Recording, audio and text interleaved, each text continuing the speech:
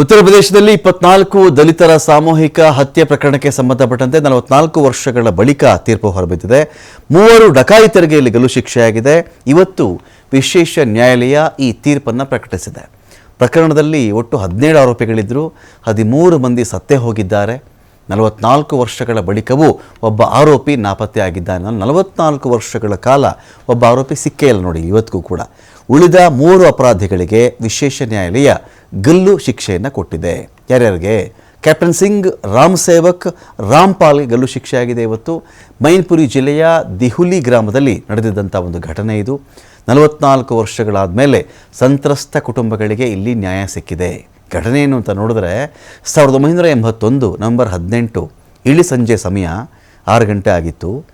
ದಲಿತರ ಹಳ್ಳಿಗೆ ರಾಧೇಶ್ಯಾಮ್ ಸಂತೋಷ್ ತಂಡ ನುಗ್ಗುತ್ತೆ. ಕೇಸ್ ಒಂದರಲ್ಲಿ ತಮ್ಮ ವಿರುದ್ಧ ಸಾಕ್ಷಿ ಹೇಳ್ತೀರಾ ಅಂತ ಹೇಳಿನೇ ಗುಂಡಿನ ಮಳೆ ಸುರಿಸ್ಬಿಡ್ತಾರಲ್ಲಿ. ಮಹಿಳೆಯರು, ಮಕ್ಕಳು ಯಾರು ಮುಖ ನೋಡಲ್ಲ. ಅವರು ನಮ್ಮ ವಿರುದ್ಧ ಸಾಕ್ಷಿ ಹೇಳುವಷ್ಟಾಗ್ಬಿಟ್ರ ನೀವು ಅಂಥೇಳಿ 24 ಮಂದಿ ದಲಿತರನ್ನು ಅವತ್ತು ಗುಂಡಿಕ್ಕಿ ಸಾಯಿಸ್ಬಿಡ್ತಾರೆ. ಗುಂಡಿನ ದಾಳಿ ಆದ ಮೇಲೆ ಇಡೀ ಹಳ್ಳಿಯನ್ನೇ ಲೂಟಿ ಮಾಡಿ ಪರಾರಿಯಾಗಿಬಿಡ್ತಾರೆ. ಅವತ್ತು ದಲಿತರ ಹತ್ಯಾಕಾಂಡ ಪ್ರಕರಣ ಇಡೀ ದೇಶವನ್ನು ಬೆಚ್ಚಿಬೀಳಿಸಿರುತ್ತೆ. ಅಂದಿನ ಪ್ರಧಾನಿ ಇಂದಿರಾ ಗಾಂಧಿ, ಕೇಂದ್ರ ಗೃಹ ಸಚಿವ BP ಸಿಂಗ್, ಪ್ರತಿಪಕ್ಷ ನಾಯಕ ವಾಜಪೇಯಿ ಅವರು ದಿಹುಲಿ ಗ್ರಾಮಕ್ಕೆ ಭೇಟಿ ಕೊಟ್ಟಿದ್ದರು. ಇದರ ತನಿಖೆ ಆಗಬೇಕು ಅಂತ ಹೇಳಿದರು.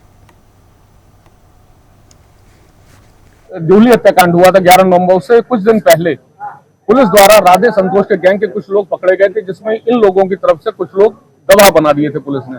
उसी का ये बदला लिया गया. क्या मामला क्या था? कितने लोगों की हत्या हुई थी और किन लोगों ने मारा था इनको? इसमें करीब 24 लोगों की हत्या हुई थी, जिसमें महिला थी, बच्चे थे, पुरुष थे और